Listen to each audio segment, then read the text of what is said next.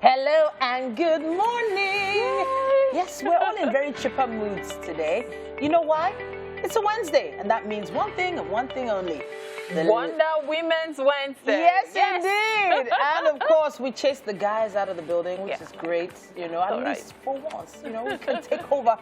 And it's always a pleasure being right there, joining you right there in your homes as you get ready to go about your day. Yes, you know, one beautiful thing about midweek is not just the fact that we ladies are here, which is, of course, the most beautiful thing. But then, of course, we get to discuss a wide range of issues, and we try to do our girly thing. Yeah, you know?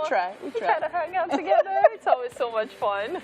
So if you're a fan of Wonder Woman Wednesday like we are, please make sure you stay right there. And if you have to move around, you can always stream the show live on tvcentertainment.tv or indeed on Facebook at TVC Connect. That's right, and of course you can always watch shows you've missed, previous episodes of our YouTube channel, TVC Entertainment. And talking about people you may have missed, you've missed me this week, I know, but I know you've also missed MM is in the kitchen looking fly. Wow, Mary, how you decided to make that about you?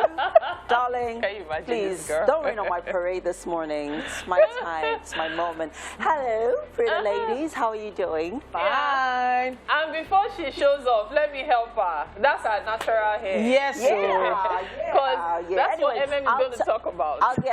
I'm going to give you guys, let you on some deets later on. Something happened over the weekend. People were like, oh God, MM, you're showing up. I can't help it. Oh, isn't it MM in all her glory right there in the kitchen there. And we also have Winfrey is around. Yes, don't worry. The whole crew will be here. We'll be here very soon, just shortly. And just so you can be part of the show even more than just watching your screens, you can always go online to social media. We're right there on Facebook. We're on TikTok. We're also on Twitter and Instagram. Yeah, we're everywhere. My name is Mary Connect. Bashua Alibi. And I'm Titilayo Oyinson. Please stay right there. We have quite a lineup for you. Yes. And we can't wait to get started. Yes. So let's tell you what we have in stock for you for today's show, okay? Quite a number of folks. I know we're definitely going to have our staples as usual. Yeah. Nutrition is a big deal these days, especially as the year has just begun. How many of you have gone back to the gym? I'm wondering, not many. What is a gym? Let's start from there. Well, we will be talking to Dr. Toby Keeney this morning. And there are quite a lot of myths about picking organic foods to add to your diet. And we're going to be trying to bust some of those myths a little later on today. Yeah.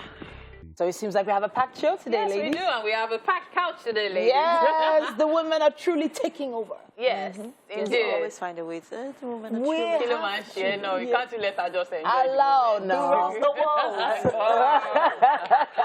But you know what? Talking about running the world, there are some people running the town now. I just want to touch on this. It's a security issue. There's a case happening in Gowon Estate right now.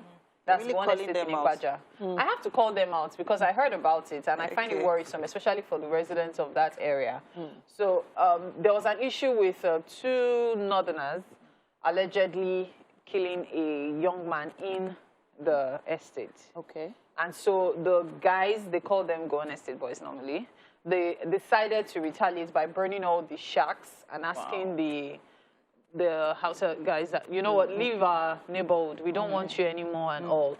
Now, it's raised tension in the neighborhood. Of course. And so people are really afraid. They don't know what's going to happen next and all. So I'm just calling on security agencies, if it's possible for you to have your agents in the neighborhood to at least restore peace and calm or to ensure that the matter doesn't escalate. It would be very, very helpful at the moment.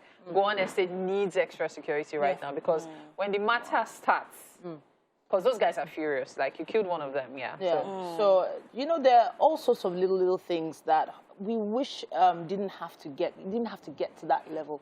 You know, there are so many little things happening in different communities, and sometimes it feels like the right authorities are not getting that opportunity to hear about them in time to stop it. Or maybe they That's are why I'm calling out. and then, please. They're not doing anything about it. Yeah, well, hopefully the right people are listening right now and they can help us look into it. Yeah, hopefully. Right. I mean, it's really cold in the studio. Let me pull it to see now. Let's see what it's looking like. do that. No, you didn't. Thanks so much for staying with us. It's time for us to take a news update right here on Wake Up Nigeria. Lagos State Governor Babajide Sanwo-Olu has mourned the passing of former Secretary to the Lagos State Government, Princess Adenire Ogunsanya, describing her death as a huge loss to the state. Mrs. Adenire Ogunsanya, the daughter of prominent Ikorodu-born politician and associate of the late Dr. Nnamdi Azikiwe, died after a brief illness on Tuesday. According to Governor Sanwo-Olu, the deceased made a lot of positive impact and contributions during her lifetime to the growth and development of the state. He commiserated with leaders and the entire people of Ikorodu on the demise of their illustrious daughter, praying God to grant Adenire Ogunsanya's soul eternal rest. Meanwhile, the national leader of the All Progressives Congress, Asiwaju Bola Tinubu, has expressed grief over the passing of Princess Adenire Ogunsanya, who died at the age of 74. The APC national leader, in a condolence statement by his media office, said, quote, "I received the news of the passing of Princess Adenire Ogunsanya with deep sadness. Her death at this time is particularly tragic because only about a week before, when I glimpsed her, she looked strong and full of life," end quote. Late Adenire Ogunsanya was the former secretary to the Lagos State Government and first daughter of foremost politician, late Chief Adenire Ogunsanya. According to the former Lagos State Governor, Princess Ogunsanya made considerable contributions to the growth and development of Lagos as secretary to the state government in the first term of Mr. Babatunde Raji Fashola. He also condoles with the Adenire Ogunsanya family. Governor Babajide Sanwo-Olu, the people of Ikorodu, and the entire Lagos state are praying that her soul find eternal rest.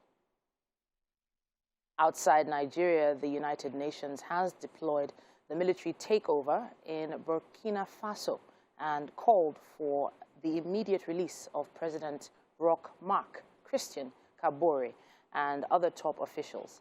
The UN Human Rights Office said it was crucial to preserve democratic space in West African nation and ensure that the rule of law is respected.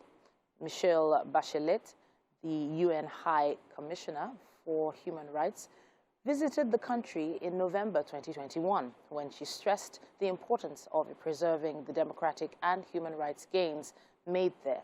Soldiers in Burkina Faso on Monday announced on state television that they had seized power following a mutiny over the civilian president's failure to contain an Islamist insurgency.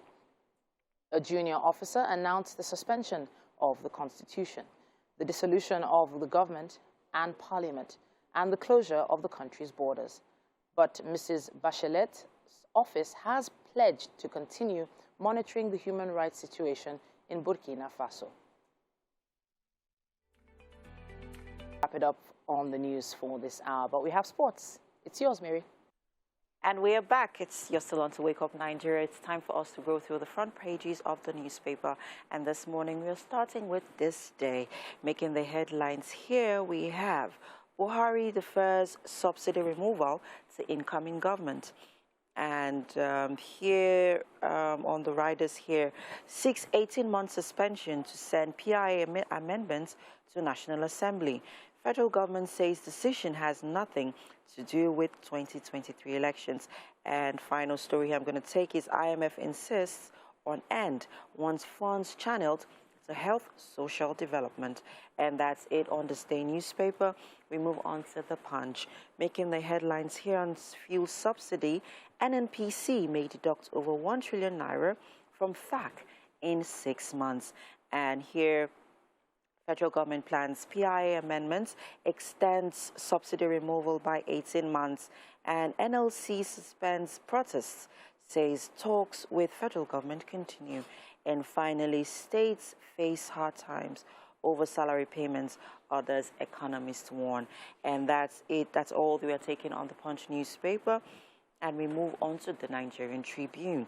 And making the headlines here, to sustain subsidy, federal government proposes 18 months delay for PIA. Says National Assembly will amend PIA to reflect new position. and its ploy by APC to fund 2023 polls, says PDP. And the final story here, I'm going to take on the rider. Labour suspends planned nationwide protests. And you can find more of that story on page 2 and 3 of the Nigerian Tribune.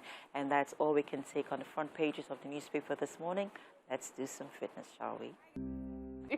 Thanks so much for joining us. And the ladies are in the kitchen. One of the most wonderful things is being able to look good for the camera when you've already show yourself. I have no idea what she's talking about. I hope the viewers can feel my prying eyes. It's not prying, butterfly.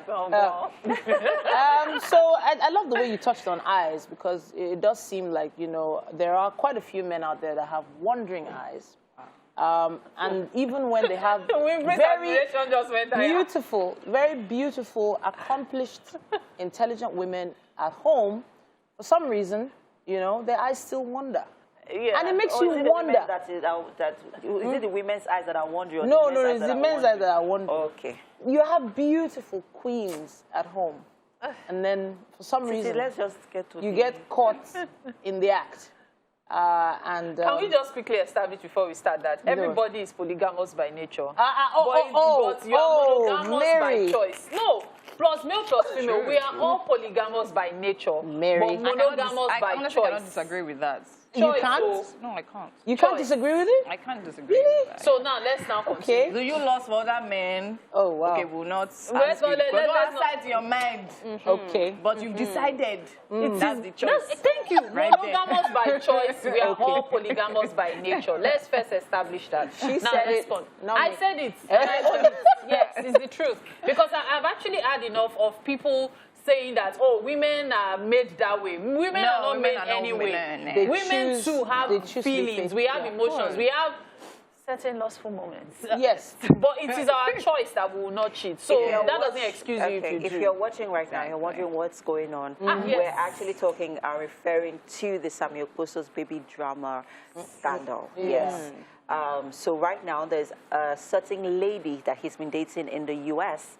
for a couple of months now that's pregnant for him. Congratulations. And then what's making the story more interesting is that at the time that she informed him that she was pregnant, he told her to take care of it. Yeah. Yes. Wow. And she hasn't. Just an illness. And then yesterday, what actually broke the news was his post on social media. He wrote a long epistle asking for forgiveness from everyone, literally, around the world, you know, and saying that he was staying away from social media, staying away from the ministry. Yes. And we know that in the past, he's been excommunicated from a certain church for, you are going too far.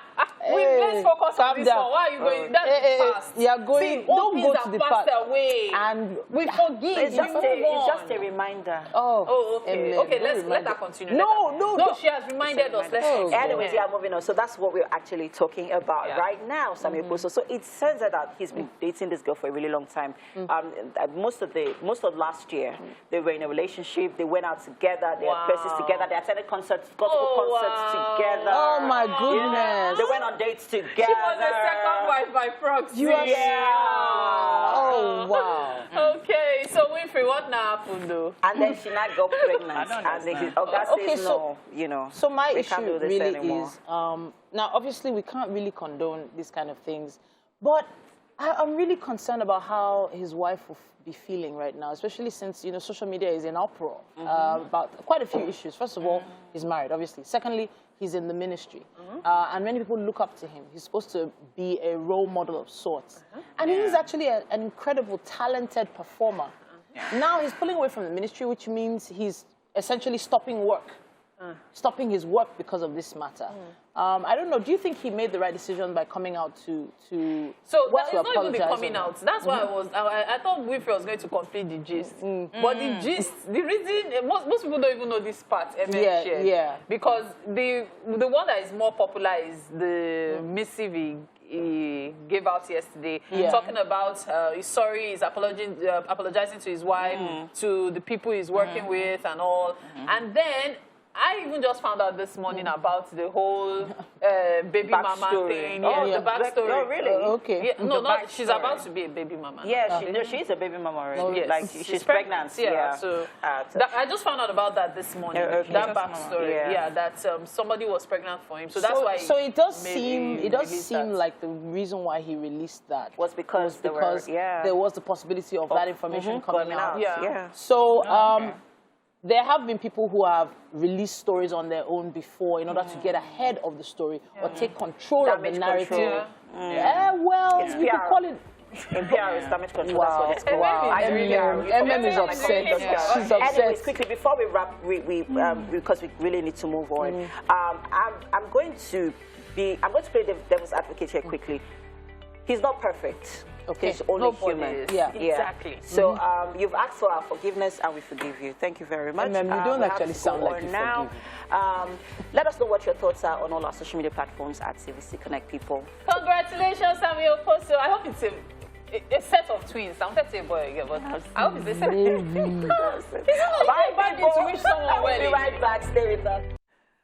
Okay, so welcome, and of course right now we're in the kitchen and we're about to make something quite delicious, or shall I say very delicious. Okay, so I actually did a little research, okay, no I lie. So this happens to be one of Chef Blossom's favorite pasta recipe, and she's going to tell us all about it right about now. Morning, Chef Blossom, how are you doing? Morning. Oh, I like your dress. Thank you. Today you came prepped for us, so like, we're not here to dull, we have cameras in front of us, we have to look the part. Okay, so now tell me about this delicious recipe we're actually putting together today. Like I said, it's my favorite. Yeah. And it's called suya Alfredo. Okay. So we're using Alfredo. What's the meaning of Alfredo? It's just one Italian name. It sounds like all this, you know, these hunky Italian men in all these movies used to watch. Okay. Yes. So we're using this cylinder-shaped pasta. All right. It's called penne pasta. So and then we'll be using our suya, of course. Okay, so this is local suya, like from our Malam to outside. You can make it. So how do Alfredo and suya join? I just say I should ask. Think about it. Okay, let's keep going. Okay, so we have our tomatoes for garnish. Yeah. We have our nutmeg. We have our garlic. Yeah. We have our onions. Yeah. And then there's no penne pasta without our cheese. Cheese, okay. So we have our mozzarella cheese. All right. We have our vegetable oil and then our cream. Oh, cream. All right. Okay, so now tell me, quickly run me through, the preparatory process for this meal. So we have our water boiling already. So we're going to have it boil properly. We'll turn it into the pot, and we'll have it boil. Then we'll put in some salt. Okay. Put in some salt to have the pasta have some taste. Yeah. So we'll just boil the pasta, cook not too soggy. Then we'll drain out the water. Then we'll just, in our pan, we'll toss in our vegetable oil and then chop our onions. Then we'll match in our garlic. Okay. And then we'll pour in our cream. We'll stay allowed to cook for like, say, 2 minutes. What cream is that? Is that a particular type? Cooking cream. Cooking cream, yes, okay. Yes. Full cooking cream. Yes. All right, awesome. So then you stir for like 2 minutes, allowed to cook. Then you put in your cheese, and then let it cook for like, say, 1 minute. Then you toss in your tomato, your chopped tomatoes. You're grating. Okay, so we're chopping the tomatoes, so you're not blending it. No, we're not blending it. We're chopping it.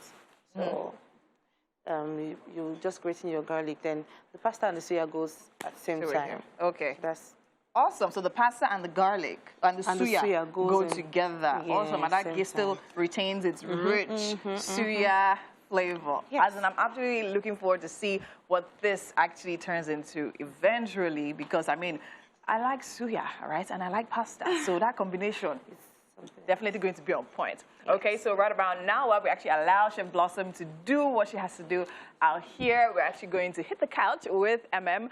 She's going to be talking nutrition.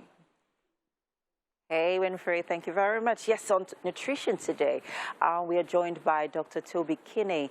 She is the Managing Director of Quincy Wellness and Naturopathic Center.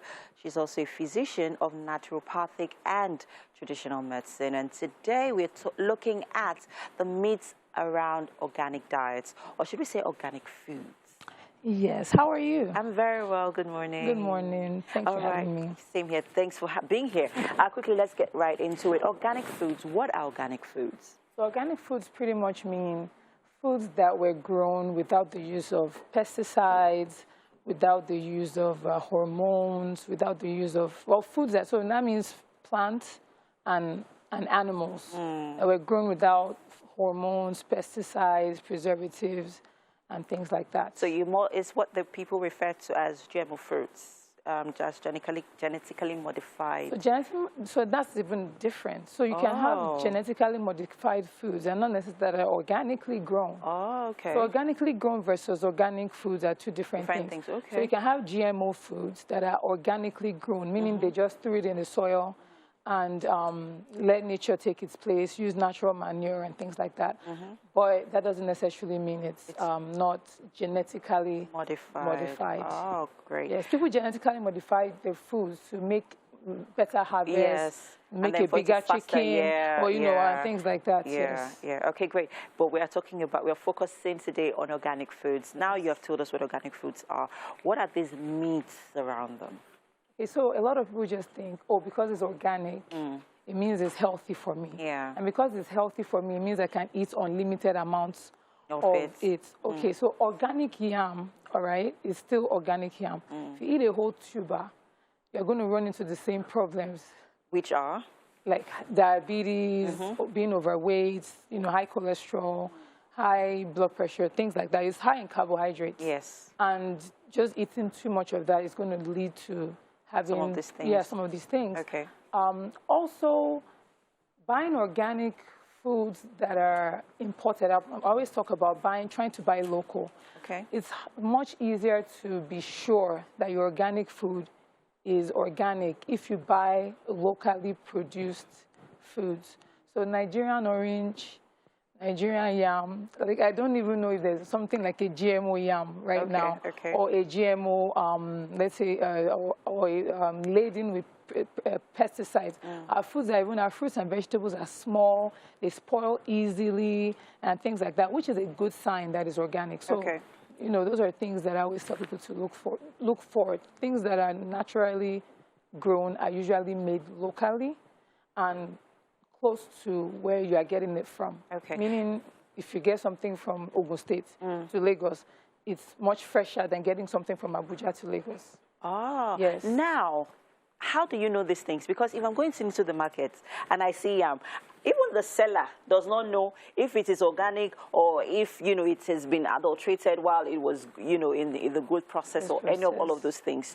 So how do we identify these things even when we see them? Okay. So that then we know that, okay, it's better to go for this ones than to go for the other ones. So I'll just say a few things. Things like apples.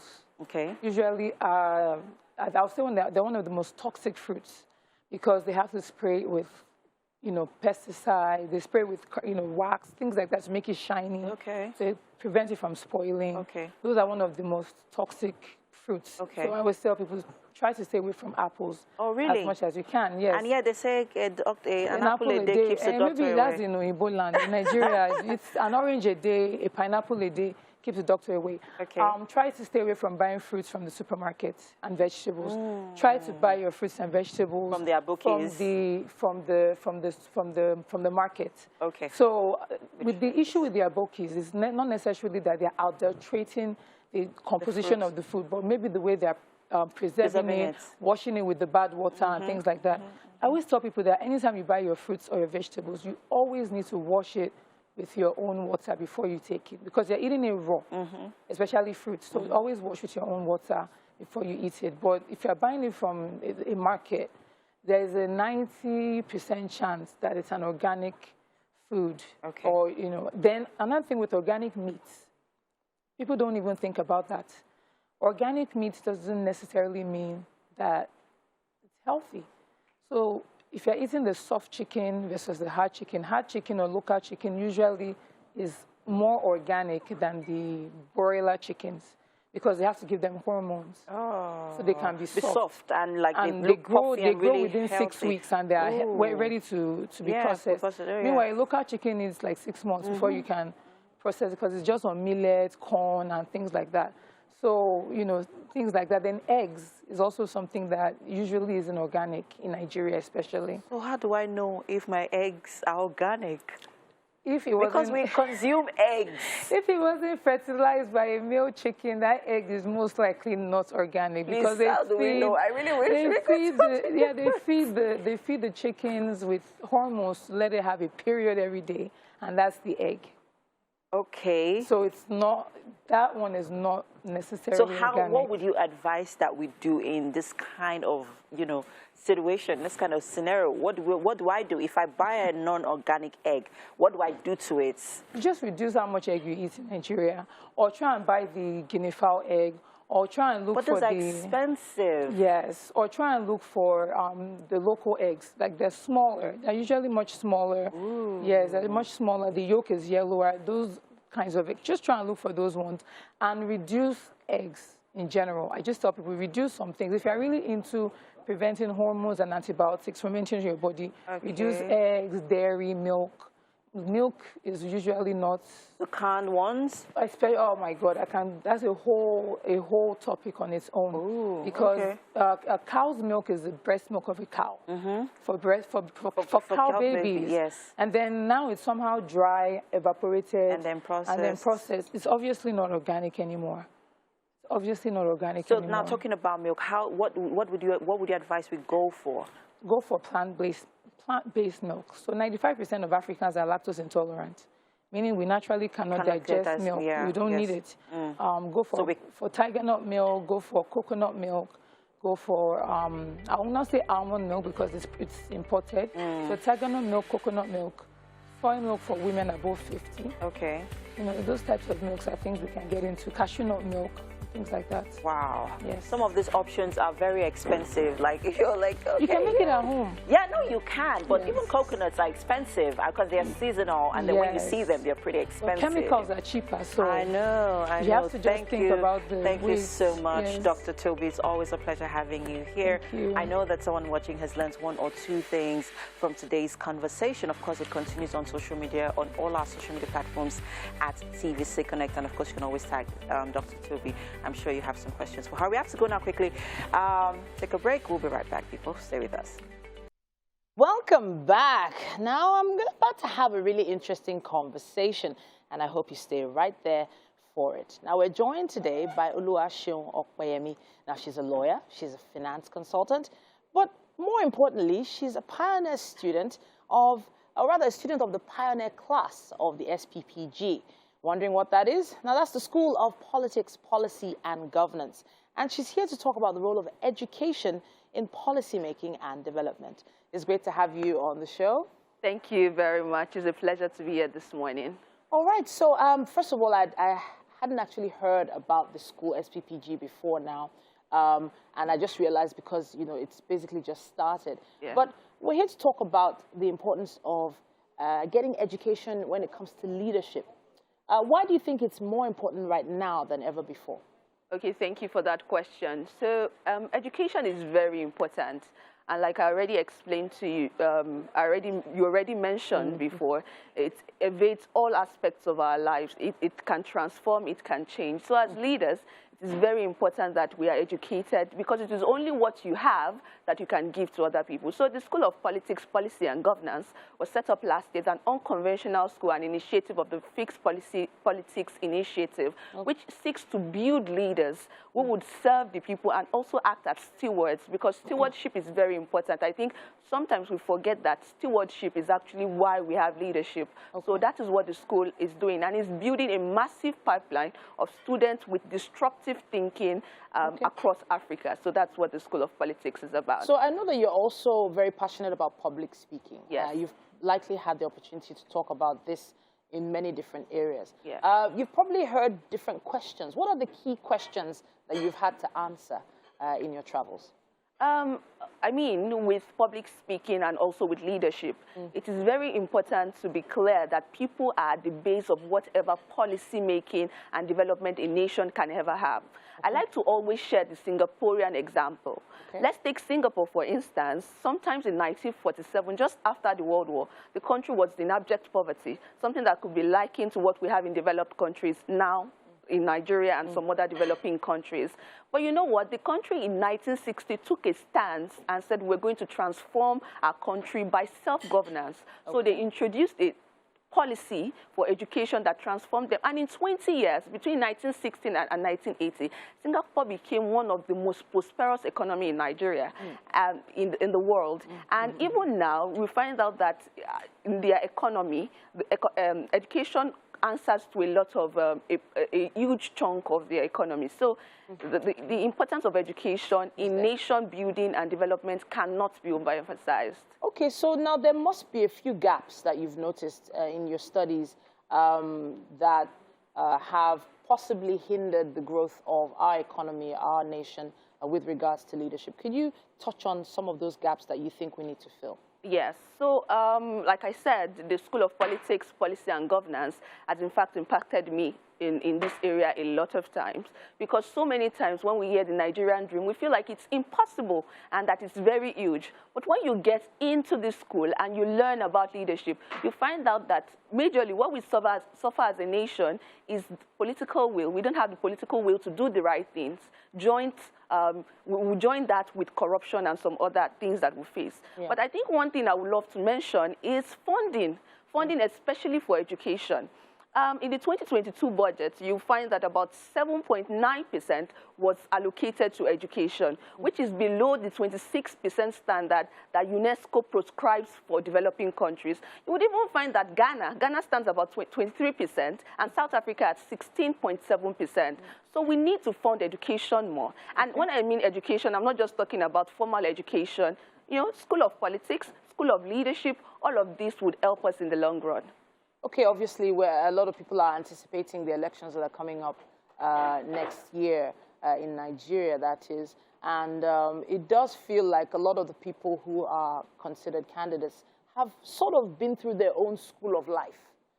So in terms of learning in a school setting and learning in real life about how to lead and how to govern people, which do you think is the best route?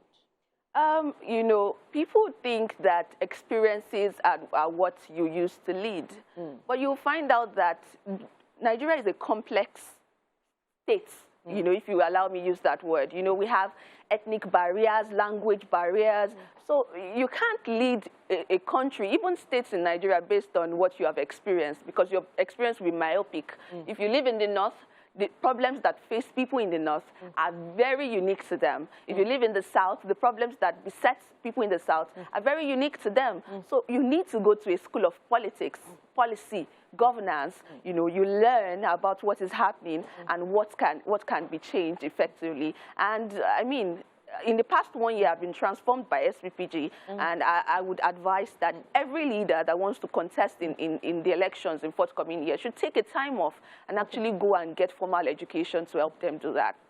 Okay, so, you know, there are different types of leadership. You know, there's the whole idea of leading teams, you know, within companies, corporate organizations, but then also there's leading countries, leading people.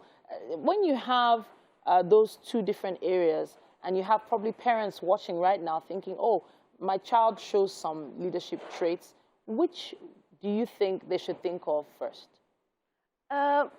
If your child is, like I gave you the Singaporean example. Yeah. So if you look at this curriculum from schools in Singapore, at first, when the country was struggling, they had a survival-based learning. Okay. Then they moved to an ability-based learning, which had like schools like gifted schools. So they had specific schools for specific skill sets. Okay. So if you have a child that is showing, you know, he likes to talk, he likes to help people, is passionate about change, then it's early enough you enroll them in a school that will help them harness the potentials that they already have. So yes, you know, the family is in fact important in this, because that's the first level of any change the society is ever going to have. Some people seem to have given up on leadership. They've just decided to take things into their own hands. For those people that you probably come across once in a while who have completely given up and just decided, you know what, I'm just going to do my own thing, what's your advice to them? I really like this question because, you know, towards the end of my stay at the School of Politics, Policy and Governance, we had to have a community project. Okay. So my group especially went to the King's College, Lagos, and we spoke to, we took about 92 students through a 4-week period of teaching them about leadership and that. And I remember that taking one of the classes, I had asked them I showed them a picture of this very beautiful building in New York. And I asked the students, I said, how many of you believe that Nigeria would ever look like this? And 80% of them said never, it's not possible. But after the class and after the training, I had one of the students speak, and I was just blown away. When you don't have information required, then you can't even get the picture. So Nigeria is going to be better, and it's going to be during our lifetime. But it will not change if we are not taking steps to actually make Nigeria better by, taking leadership serious, getting our PVCs. I always tell people when they say, oh, there's rigging, I don't want to get my... If your votes don't count, there won't be people snatching your boxes. So you have to go get your PVC and make sure that you go there to do your own bit and hope that Nigeria would be great like the rest of us. So from how you're speaking now, I can see how passionate you are and that you truly believe in this. So what office will you be running for eventually? What are your aspirations?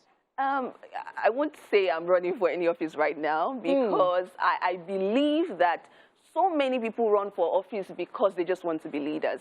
I'd rather just be here learning, like going to the School of Politics, and also supporting other credible candidates that I think would do the job. But definitely in 10 years, 15 years from now, I actually want to take the journey and learn through the journey. And then I hope that at the end of the day, I would be able to do something and make change. Do what? What is it? What seat do you want to take?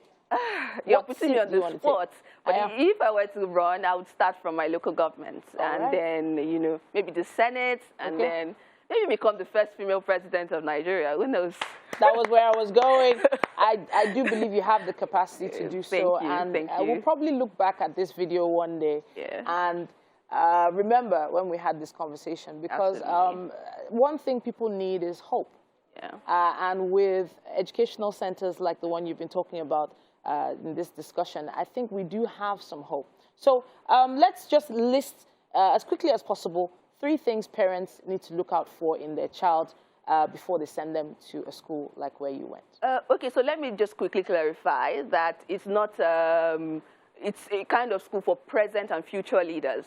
So in my class, for instance, we have CEOs, we have people that are mates. In fact, I'm one of the youngest students of the class. Wow. Yes, I'm one of the youngest students of the class. So it's not a school that, it's just for children. It's for leaders, present leaders and future leaders. So just go to our website at sppg.org. We just admitted a new cohort, but I'm sure in the next couple of months they will be done with the training. So just apply. And to be clear, the admission is very competitive. So you have to have done something because they want to just breed people that they know that in the future would do something. So honestly, I can't wait to see what you're going to come up with. Make sure you keep in touch with us. Definitely. And I know there are probably a few people out there with some questions for you. Please just make sure you post them and use our hashtag WakeUpNigeria on TVC, and we'll see what we can do to respond to them. Thank you so much for coming to talk to us. Thank you so much. One of the future presidents of Nigeria sitting right here on the couch with us right here on Wake Up Nigeria. All right then, hopefully that's giving you some hope and helped you aspire to be better. We're going to be taking a quick break now, but there's still quite a lot more right here on Wake Up Nigeria. What is What is What we go through in the studio when you are not there, you See, guys I'm always have no prim idea. and proper. You know that, right? Now, if there's one thing we know is how to do on this show is how to have fun. Yes, and we were having fun. Yeah. Do you want me to show you what I was doing earlier? No. Why not? We don't. Why? Don't do it. Why? We'll be scarred for life. But we always know that there's definitely, of course, life to deal with. But what we offer is a chance for you to suspend all that stress and wind down. Just have a good time before you set out to start your day. You know what? We require something from you, and that is your undivided attention, okay? For the next 45 minutes, just give it to us, okay? And of course, on the show, we will bring you the best of the amazing things we have for you. One of such things is the suya Alfredo that's going on in the kitchen. What did you say? Suya Alfredo. Alfredo? Yes. Suya. Suya Alfredo. Wow. Yes. Okay. Winfrey is going to be taking care of that. I missed that. But we will be sharing with that with you in a bit. Okay. You need to make sure that your energy is right there. Make sure you get your ingredients ready, and we'll be telling you exactly how to make it. Stay tuned in. Thanks so much for joining us on this experience called Wake Up Nigeria. Yes, that's right. It's a beautiful thing right here, and it happens every morning. And today we have amazing women doing their thing, and we're just going to be having a good time. Yes, so what did you drink? The thing Halima gave me. We still want to talk about toast to keep you entertained and give you a fantastic morning. My name is Mary Bashua Alimi. And I'm Titilayo Oyinson. You can stream the show live at tvcentertainment.tv and, of course, on Facebook at TVC Connect. Please send in those comments, contributions, questions. All you need to do is use our hashtag Wake Up Nigeria on TVC. Now, of course, you can also download the TVC app, right? That's on both Android and iOS stores. Catch old episodes of the show on YouTube as well. You will find us there at TVC Connect. Now, if you would like to be a part of the show this Friday by coming into the kitchen to taste the meal prepared for the chef, by the chef for the day, make sure you indicate your interest right now on social media. Yes. Now, you've been watching this food being prepared, and now we're giving you the opportunity to taste it. Now, this is for real. It's no jokes, and we're very, very honest about this. You will become one of our celebrities on the show on Friday when it comes to our Taster of the Week. Yes, exciting, isn't it? Well, in a very short while, we will also be celebrating some people on their special day on the birthday shout-out segment of the show. Yes, we are. Okay. I mean, since we've already started talking about ministers, right? Okay. I'd like to talk about the situation now going on about actress Juliana and her estranged Nollywood spiritual father. Oh. Yeah, so she's an actress. What's her? Let me check her. Juliana Olayode. Oh, exactly. okay, that word. Okay. Yes. Okay. Do you hear about the story? Yeah. Exactly. Former Toyo baby Toyo baby. Of Jennifer's Diary. So, I mean, she came out literally crying and recording herself crying, talking about how her spiritual father has literally restricted her in several ways, how he literally used to run her Instagram accounts, different situations, just complaining terribly about how she's tired. She knows a lot of people are going to contact her and tell her she's not doing this, that it's not good for the kingdom, blah, blah, blah, blah, blah, and everything. So it's been a back and forth. So she's coming out to say this, and then he's coming out to say, this, and then now she's literally revealing more. So this morning, more information is coming out about the intricacies of their relationship. Situationship. I like that word. Every time I hear it, I'm more interested. It's just whenever things come out on social media like this, I wonder, really, we have sort of become like a jury. Like the people have become like a jury, a place where people take all their issues in order to what maybe publicly seem right or wrong. I don't know. I'm getting a bit stressed out about it. I actually struggle with that. I actually struggle with bringing my matter to the public. Yeah. I would rather speak to people I have contact with and people I believe in. At that point I trust. Okay, what I need to say about this confide in strangers, because it's like confidence. If you're going through anything, before you take it into the public space, you really need to think about it, guys. Thoroughly think about it before you take it into the public space, because the truth is, we are either going to make or mar the situation. And in most cases, it is marring it. And on that note, we got to go now. Let's find some So, of course, you're still watching Wake Up Nigeria, and we're still here in the kitchen, and Chef Blossom is hard at work making sure that this pasta comes together just the way it's meant to be. So now, tell me, what have we done so far? Okay, because I had to slow down so you get through it with me. Yeah. So we have our pasta boiling. We're allowing it to cook for, say, 10 minutes. Yeah. And, of course, we have our salt. To give it some. Okay, with the water. Okay, yes. Yes. So for our other ingredients, we didn't introduce this. Yes, earlier. So tell me, what do we have here? So we have our seasoning cubes. We have a mixture of Cameroon pepper and suya spice. Yaji. We need to give famous yaji. Yeah, the famous yaji. Yeah. So we have our white pepper. It's optional. You may not want to use it. And then we have our parsley flakes. Yes, for garnish. Okay. So I already introduced, we have our tomatoes that chopped already. And then our onions. Our onions chopped already. Our cheese, our garlic, our nutmeg, and then our suya. For people that forgot, what's the name of this meal? Suya Alfredo. Suya, pasta Alfredo. Pasta Alfredo, suya Alfredo. Okay. All right. So we also chopped our suya, right? Yes. And now, what are we trying to do? So now, in case you didn't get that, we have the ingredients right there on the screen for our suya pasta or pasta suya Alfredo, right? We're starting with suya, of course, which is the star of this dish. We have our garlic, we have our onions, our cheese, our pen pasta. We have our parsley flakes. We have hot tomatoes. We have cooking cream, seasoning cubes, Cameroon pepper. And that's about it. Talk about the pasta, right? Yeah. Okay, so she was going to tell us of how she got her pasta. Oh, yeah, run us through. You don't want to know. Okay, you don't get to see this pasta in the regular market. All right. So I remember the first time I was going to try this dish. I went through the whole Lagos looking for it, and then I ended up ordering it online. Wow. Yes, because it's usually imported. So this is a particular pasta we have to use for this dish. Awesome. Any other pasta won't really give you the Wake Up Nigeria, we give you international things. You know? It's not local, we don't do local. And also, it's very rich in fiber.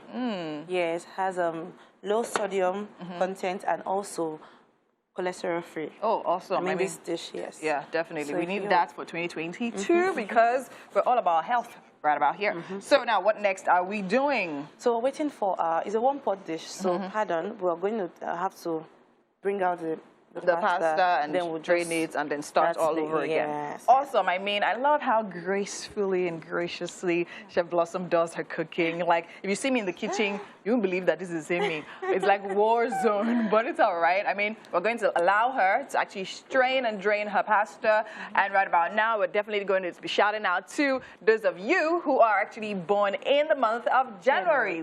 Thank you so much, Tineka. I'm feeling the Aaliyah vibe there. I don't know if you're old enough to have seen her perform on video yet, but I'm loving the vibe. It feels like 80s pop in the studio today. And now, we're talking relationships right here at this point. Now, if you've been in a long-term relationship and you don't want to leave because you have invested so much time, maybe this is the conversation for you. Ido Tehila is here with us. Now, we're going to be pointing out reasons to leave a long-term relationship. Yes, you heard me right. I said leave. Now, she is a relationship coach, certified leader and communicator, and so much more rolled into one. She's one of our favorite relationship experts right here on Wake Up Nigeria, and she's here with us right now. Look at that smile. Look at that smile. I blush you. Thank you so much, Titi. You say the nicest things. So this issue of long-term relationships. Right. We're talking relationship. For some people, long-term is 6 months. Some people, it's 1 year. But if you've invested a lot, it feels like even longer. Yes. Time, energy, love, finance, other opportunities. Emotions. Yes, yes. Yeah, a lot invested. Yes. There's probably somebody watching right now that doesn't know if there's a future in that relationship, but just doesn't want to leave. Yeah, so a lot of people out of sentiment hang on to relationships that are dead on arrival. You see the lights, you see the signs, but you say to yourself, I can change her, I can change him. But really, no one can change any other person. With light, with clarity, with wisdom comes maturity. And with that comes change. So if you only, like I say, if you knew better, you would do better. So if there are issues, if there are challenges, it's because that person or even you in the, if it's the case, has a bit of dark area somewhere, a bit of gray area somewhere, some place of ignorance. So if you had light in that area, you probably won't have issues in that area. I'd also like to point out that when we say long-term relationships, we're used to hearing time is money, right? Sure. But time is life. Time is life. So if you have spent life in a relationship and it seems not to be moving anywhere, then you need to have the critical discussion, which is what we're doing now. So what are those factors that the average, let's say the average man or woman should consider before leaving? Okay, so I need to start by saying in answering that question, I need to start by saying that no situation is irredeemable. Okay. No situation is irreversible. So, for example, let's say emotional torture or emotional abuse. Okay. Okay, so I'm not speaking to you. I'm not giving you attention. Yeah. We're having a conversation. It degenerates into an argument. I walk away, or I storm out, and or I'm crying because I want to manipulate you. Now, the guy sees every time we have, an argument, she starts crying. Why? So she's not talking about it. She's not talking, she's crying. And he has noticed over time this behavior. And he says, I can't do this anymore because we need to discuss certain things, but you're not talking, you just keep crying. And the girl doesn't want to face these issues. She probably has insecurity issues. I don't want to lose him, so let me manipulate him and cry. Okay. So emotional abuse, this can also be corrected. You could just, insist on that conversation. I'm saying these things because a lot of people say, oh, we have irreconcilable differences. We can't do this anymore. Why can't you do this anymore? There's probably a communication gap somewhere. There are some deal breakers for some people, however. Issues like infidelity, issues like physical abuse. Let's touch on infidelity. Okay. I would say that if it's a courtship and not marriage, infidelity might be a deal breaker. But again, I said, where there's clarity, where there's light, there's wisdom, and then there's maturity. So there's something that took him or took her out of that relationship to bring about the issue of infidelity. What was the problem? Find the root cause, and then you can find the solution, and you don't necessarily have to, walk out of that relationship. But when it comes to physical abuse, girl, you need to get to step in. Get to step in, otherwise you lose your life. No man is worth it. Cases of physical abuse in the other direction side, no woman is worth it. Okay, so if you, for example, your wife or your girlfriend is a giant, and you're like really pretty small, and she's physically abusing you, don't say I'm the man. Walk away. And just leave the relationship because your life is more important. Where there's life, there's hope, and then you can get other chances at love. Okay. Right? So walk away. If it's physical abuse, walk away. Get out. Just get out of that relationship for your own good. For your own now, good. there are, as we said earlier, signs, and a lot of people often ignore these signs with the hope that they can change people. This issue of change, you did say there's no irredeemable situation. Yes. Isn't that still the same thing as expecting or hoping that someone will change? You're not expecting, you're being intentional and you're working towards it. That's why I said there's no irredeemable situation. So, for example, let's talk about verbal abuse because it's a form of abuse.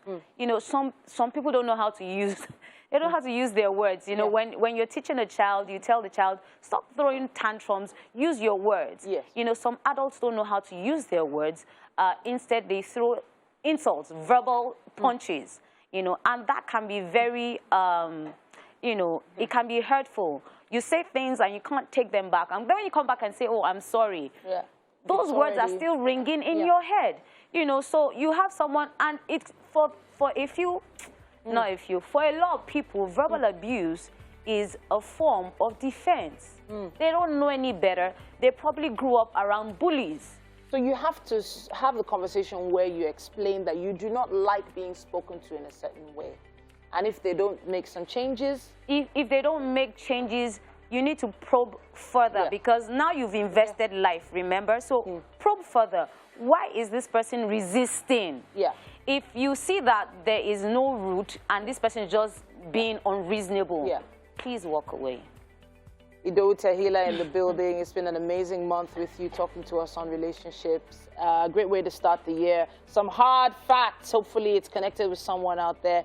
Use our hashtag WakeUpNigeria on TVC and let's see if we can answer some of your questions right there online. And of course, you can always reach out to us. We have quite a bit more coming your way right here on Wake Up Nigeria. Stay with us. Very interesting. It's always nice to know the backstory of anything. And that one was very informative. And talking about backstory, something really interesting. about to go down. We have two folks in the studio this morning. Dr. Case, let's begin with him, known as Darren Phillips as well. He's a financial and investments manager. But before you go, well, he's also a songwriter, a producer, a musician, and DJ. Now with him, we also have another DJ, talking about DJ Lambo. She is someone very... We all know DJ Lambo, of course. There's so much about her, especially the fact that she's the head and president of Chalk Boy Nation. But that's something we'll still talk about. It's so good to have you both in the studio with us this morning. Thank you. How are you doing? Thank you for having us. Thank you. Great. Now, before you wonder what the financial investment banker has to do with the DJ, that's why I had to point out the fact that both of them have the DJ background. He has the DJ background, though she is more of the one projecting the DJ job for now. But hey, it's good to have you both. You guys have a collaboration together. Yes. And I know that's the main thing that is going on. But before that, let's talk about you, okay? So I want to talk about you first because I need you to put it all together. You're a man of many, shall we say many parts. So how do you cope with switching from one persona to another? Because to me, it seems like having different persona. The way you are now is not the way you're going to be, say, at 10 a.m. perhaps, when you have to attend a board meeting. No, to be honest, I think the key word to describe me is a creative. And I try to apply creativity to all aspects of my life, you know, whether it's dedicating 1 hour to producing every week or, you know, running an investment business or, you know, even a Greek business, all different facets of things I do. It is all planned and dedicated. But, you know, more importantly, I would like to use my life as an example of the reason why you should be living your best life. You know, there's no point limiting yourself to one aspect and saying you're only going to do A, you're only going to do B, because we're all multifaceted, especially with somewhere like Lagos or Nigeria. We have so many talented people that can do so many things. And, you know, realistically, we need all the help we can get in this country, you know, and we need different people to wear different hats and, you know, do different things. You know, career switches can be really difficult.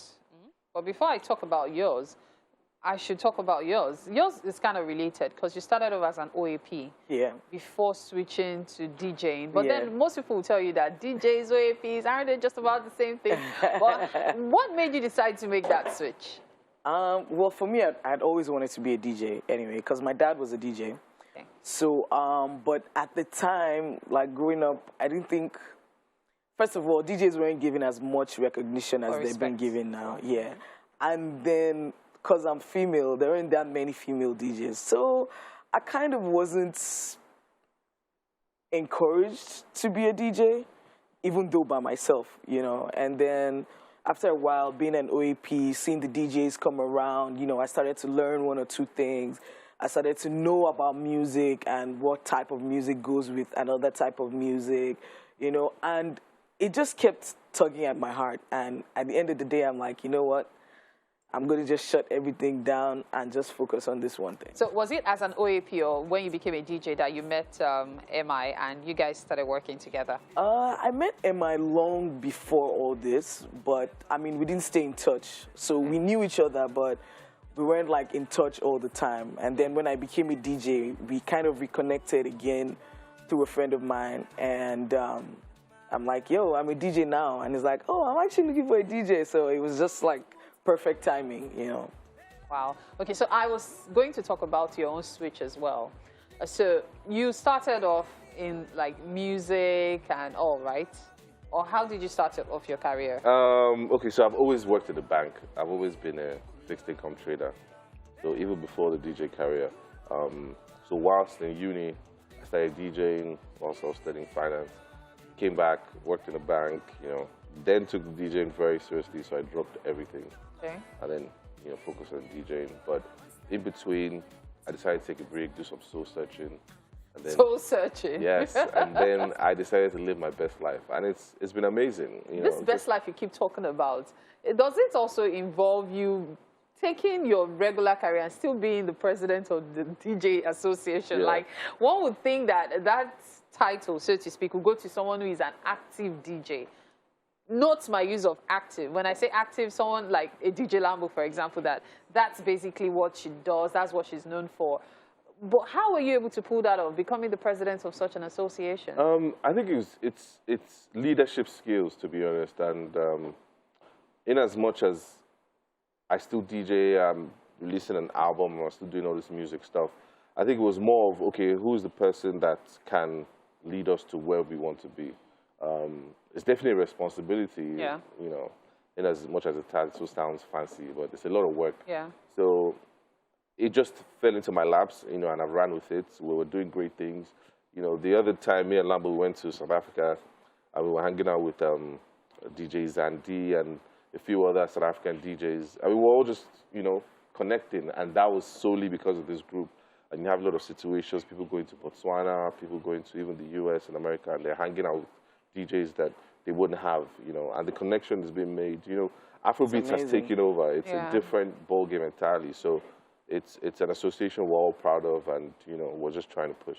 Yeah, something for you to be proud of. Let me just say quickly to add to what he said. I think for me, being a member of the association, I think the fact that he has both backgrounds kind of helped in getting him that position as well. Because we kind of needed someone who is not just about the lifestyle, but also can seriously... the business aspect as well and help you guys grow, which is very commendable, really. See what he said about living your best life. It's always good to have background in different things. It's just like being a lawyer and an artist. You can fight for what you believe is right because you have the background, you have the knowledge as well.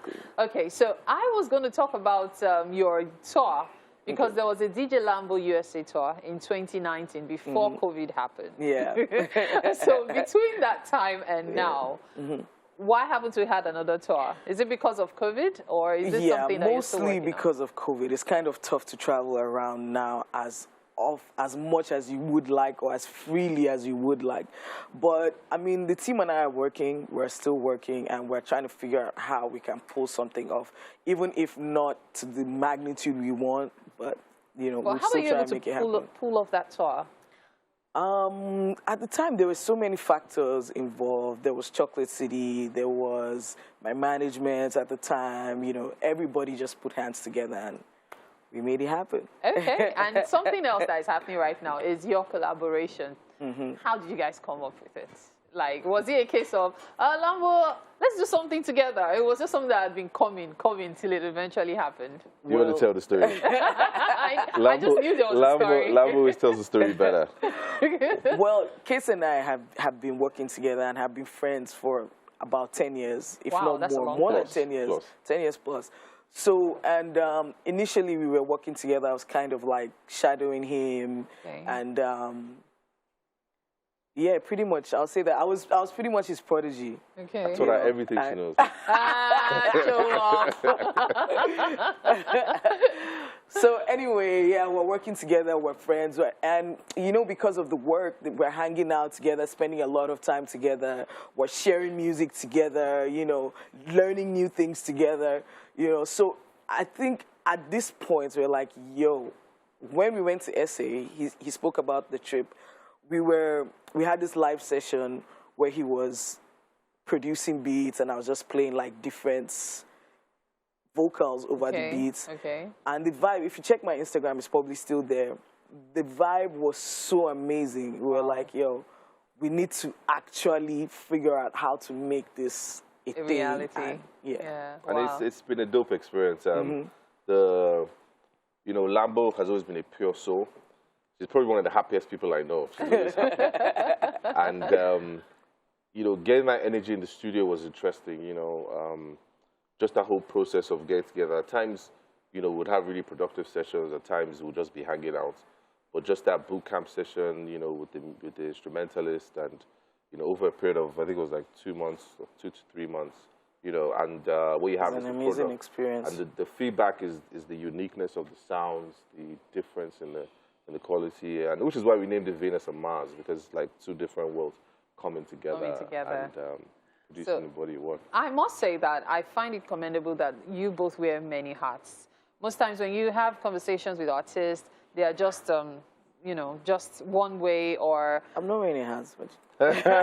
Should we borrow it? It's very commendable that you, for example, you are not just a DJ, you're also the president of Chalk Boy Nation, which is, of course, kind of like a branch of Chocolate City Music, a record label. You're also doing your own music. You're doing so much. Your CV is well known. But you get the idea. Like, I find it really commendable. But thank you. Do you sometimes wish you could, like, take off that imaginary hat, put it aside, and just, like, I just want to be myself? To be honest, I would say I'm blessed. First of all, I used to be the president of Chocolate City, not anymore. Okay. CBN, not anymore. But I would say I'm blessed because not everybody can love what they do as much as I do. That's true. My whole life is pretty much tied to my work.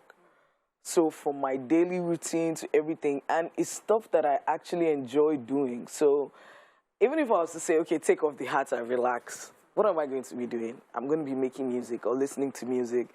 Do you get what I mean? So it's a part of who I am. And for me, it's not pressure because I actually enjoy it. Because it's what you love doing. Yeah. Wow. Thank you guys so much. Like, this conversation could go on because I'm like, I have several questions I want to ask you. Yeah. But we have to take this break, like listen to some stuff. And then, of course, we have breakfast for you. Awesome. Oh, nice. Yeah, you're going to like this one. Suya Alfredo. Like, you know, when you hear Alfredo, the last thing you think of is suya, I right? like suya a lot, so this should be good. Let's take a look at this. Okay, so we're back to the Wake Up Nigeria kitchen, and of course we have DJ Lambo and Dr. Casey. Yeah. All right, here with me, and of course Mary had found that way. Found that, but it's okay. We forgive her. I don't understand. Just because I'm not carrying this phone. And of course we have Chef Blossom here. She's literally been hard at work making this lovely pasta suya Alfredo, and we'd like for you guys to taste it and let us know what you think about it. Yes. Okay. Suya Alfredo. So sorry. What a combo. Yeah, so now, Chef Blossom, we'd like to run it through while they taste it. Okay, we have our pen pasta. Please dig into it. We need to have feedback. I mean, just keep have going. The parsley flakes is what you see on it. On it, top of okay. this garnish. And we have our garlic, we have our chopped tomatoes, and some soya spice. Dr. Case, we know you are enjoying it. What could you give us the feedback? What do you guys think about it so far? Well, this is really nice. Thank you. I love the balance of flavors. Oh, nice. Nice. Suya is blending well with Nicely with the... I can tell you like it already, so I won't let you talk with your mouth. Titi and really MM, nice. how you guys doing? They're great. Oh, see them. Thank you so much for being a part of the show today. Be sure to join us again tomorrow, bright and early, 7 a.m. Yep. Until then, make sure you enjoy your day. Bye-bye. Bye.